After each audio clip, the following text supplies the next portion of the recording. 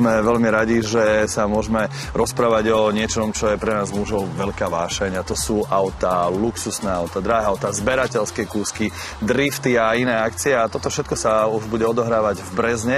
Onedlho a prišiel nás o tom informovať Marcel Kolenička z Double Red Car z múzea v Brezne. Pekné dobré ráno, Marcel, ahoj. No poďme si porozprávať o akcii, ktorá nás čaká, ale ešte predtým, prosím ťa, čo si nám to sem priviezol? Ako to definovať, toto modulo? No, je to poloauto, polomotorka, takže veľká zaujímavosť. Vzniklo iba 19 kusov a z toho len 2 kusy sú s prekrytím. Je to z 90. rokov, taký pokus, skôr by som povedal, že to je taký koncept. Bolo to niekedy aj reálne v premávke? Alebo... Áno, to sú normálne homologizované, všetkých 19 kusov bolo homologizovaných, takže sú normálne použiteľné na cestnú premávku, môžete na to mať značky. Pozriem, že aj deti sa do školy môžu voziť na tom, alebo respektíve jedno dieťa, hej? Jeden šofér, jedno dieťa. Skôr 2 deti, lebo dosť je malé to predne sedadlo. Čiže pre mňa 192 cm asi ťažko. No poďme ale k samotnej akcii. V čom je také možno iná, ako sú tie možno iné európske? Ten formát je úplne iný. Tým, že sa to koná na 6 miestach súčasne, ktoré sú prepojené vláčikovou dopravou, tak ten formát je úplne iný a ponúkne úplne iný zážitok. Veľa budete vidieť jazdiť. Taká úplne čerstvá novinka, ktorú tu premiérujeme teraz je, že nám príde aj Formula F3000 V8, ktorú budete vidieť tiež jazdiť. Čiže vieme prvý? Vieme prvý. Úplne, to včera večer sa to upieklo, takže kto chce vidieť jazdiť formulu po meste v podstate, tak na tejto akcii to bude možné. No, minulý rok, čo som čítal, tak takmer 20 000 návštevníkov sa prišlo pozrieť na tento festival. Čo očakávaš od tej atmosféry možno práve tento rok? Bol to 0. ročník a dopadol veľmi dobre. Tento rok ten formát je o mnoho väčší. Tých aut zaujímavých je tam o mnoho viacej, však vidíme tie kreácie, ktoré tam budú. Toto je jedna z taká iba z ukážok. Čo je bomba úplná, je lietajúce auto. Dokonca budú vystavené 2 kusy. Bude vystavený ten drahý showcar od Pininfariny, ktorý stal viac ako 1 000 000 eur a bude aj ten, ktorý skutočne lietal. Takže to je taká novinka pre tento rok a veľa naozaj zaujímavých aut, ktoré príde. V nedeľu uvidíte aj Bugatti Veyron, takže naozaj sa na čo tešiť. Hovorím, ako každý automobilový nadšenec zrejme príde na svoje, ale táto akcia zrejme nie je to len, že pre mužov, ale asi pre celé rodiny. Nie, ten formát je rodiny, sú tam tie malé vláčiky, ktoré prevážajú tie rodiny, na čo sa deti budú tešiť. Je tam veľa programu pre deti, nafúkovací hrad a takéto všetky tie atrakcie pre najmenších a zároveň drifty, kaskadery na motorkách, driftová show na novom Lamborghini. To je také niečo, čo tiež na Slovensku asi tí ľudia nemali možnosť vidieť. Aj profi show kaskaderov na motorkách. Naozaj toho programu je tam toľko. Na našich stránkach www.solakar.festival.sk vidíte celý ten program a je tam toho toľko, že nebudete vedieť, čo skôr pozerať. To si viem predstaviť. Hovoril si o tom, že bude 6 takých rôznych stanovisk. Podľa teba, ktoré z nich je také, že must see, alebo niečo, že čo prosto ten človek musí naozaj vidieť a nemôže ho obísť? Každý jeden. Zimný štadión Arena Brezno, tam budú tie najdrahšie autá, tam bude napríklad jeden z tých aeromobilov. Samozrejme naše múzeum, Double Red Car z múzeum, tam bude veľa aut vystavených vo vnútri, bude tam ten druhý funkčný aeromobil.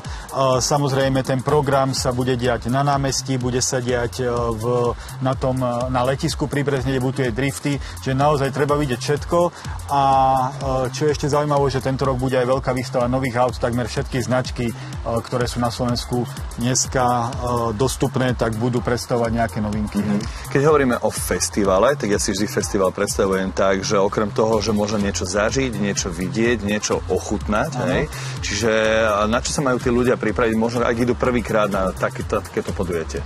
Okrem aut napríklad bude vystúpenie capoeira, hej, bude tam nejaké spevácké vystúpenie, nejaká show v Ragmanie, tak veľa zaujímavostí.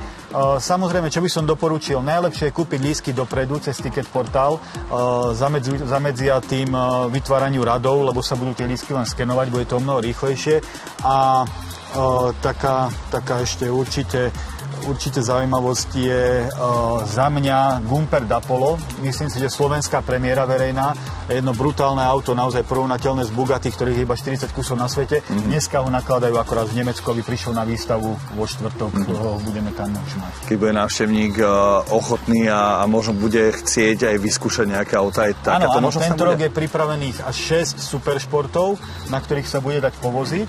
Hej, takže aj takáto možnosť tento rok bude. Marcel, poďme možno ešte k tým autám. Ktorý kúsok, lebo už si pomenoval niektoré tie špeciály ako Bugatti a podobne. Ktorý je taký najdrahší a koľko to vlastne stojí také auto? Ja myslím si, že to najdrahšie je ten aeromobil, lebo ten vývoj, ktorý za týmito autami stál, čo viem, okolo 20 miliónov eur a ostali len 4 kusy. Hej.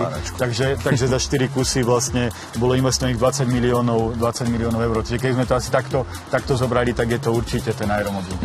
Čítam správne, že tento rok budú novinkou aj šprinty off-road špeciálov? To je taká, ale nemerané. To bude skôr pre divákov zaujímavé, že tie veľké off-roadové auta medzi sebou sa budú pretekať. Taká trošku atypická záležitosť. Čiže ak by sme to celé zhrnuli, festival Super Aut v Brezne odkedy dokedy? Od 12. do 14. Každý deň vlastne od 10. do 6. večer, hej, v nedeľu do 5.